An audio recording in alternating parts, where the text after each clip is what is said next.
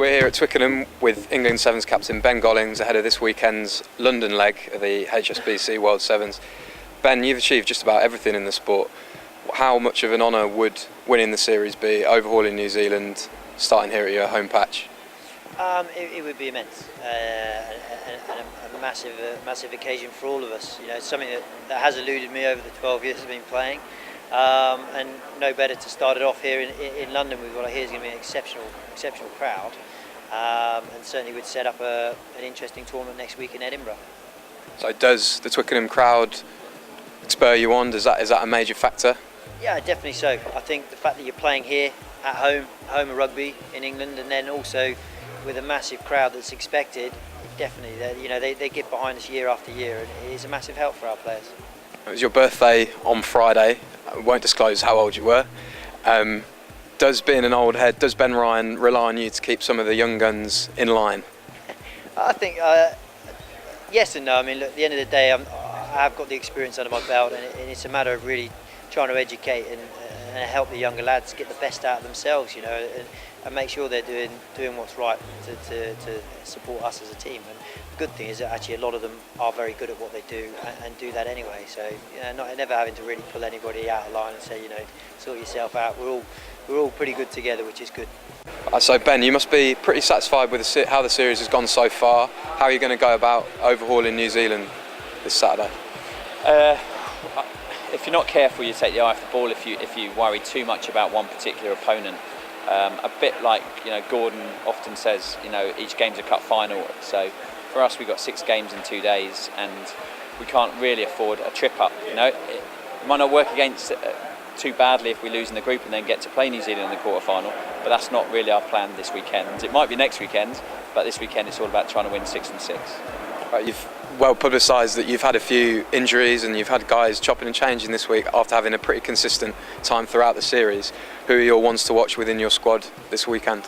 Well, I think it's still the same guys that have been ploughing away all year, and Dan Caprice is looking in electric form at the moment, and Matt Turner similarly, and I think Dan Norton's got to come up to try to be as good as those two, because he's been great away from home. I think they all think that, you know, that we go off to New Zealand or Australia or South Africa and they put in world-class performances, but they still want to show what they can do in London. And it doesn't matter how many caps, whether it's a Ben Gollings that's had however many tournaments, or it's a guy that's making 1 or 2 tournament appearances. They're all desperate to do really well at Twickenham. And as you've mentioned there, some of those names, it's a squad full of young tyros. Does your background in school teaching help you keep them in line at all, or do you ever have to call upon that? Yeah, we've got to be a bit flexible with their behaviour, put it that way. They are like 14-year-old kids sometimes, and we just spent yesterday's day off having a bike ride around the East End and trying to just stop them doing bunny hops, and 2 burst tyres and a broken frame, and 4 hours later stuck in Hackney for an hour and a half as they were fixing things. Not in a particularly nice part of Hackney either. Just reminded me of my school teaching days, you know, getting them on school trips. So yeah, I think it has helped. But at the same time, you know, we've got a small group of players, so it's actually quite easy to keep them all in line and improve them all individually, because we just haven't got the large numbers that you have in 15s. So Rob, we're expecting about 100,000 people over the 2 days at Twickenham. What makes the London event so special? Well, I think it's like all the Sevens events. It's the action on the field, because the Sevens series is now very big, and England are doing well, which is great. And it's the action off the field. You know, it's just a party, isn't it? Sevens has become a party weekend, all day Saturday, all day Sunday. Fingers crossed with the weather, and people just come to enjoy themselves. And how important is the sport for bringing the younger international sides through to a wider recognition? Yeah, I think, you know, Sevens is creating its own environment now, and I think, you know, we're all looking at it and saying, what is the future of Sevens? And I think in the end it's going to be a case of Sevens players becoming Sevens specialists, and if you want to play at this level you have to concentrate and focus on Sevens.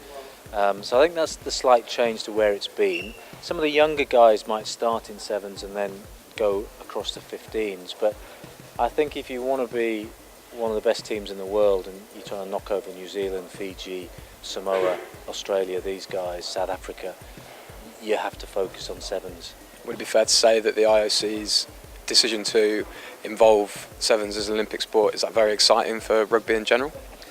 Yeah, it's massive, and it's absolutely been the thing that's kick-started the whole sevens piece in the last 2 years. 2 years ago we had 60,000 here over 2 days, which we thought was fantastic. Last year we had nearly 80. This year we're going to get close to 100,000 over 2 days.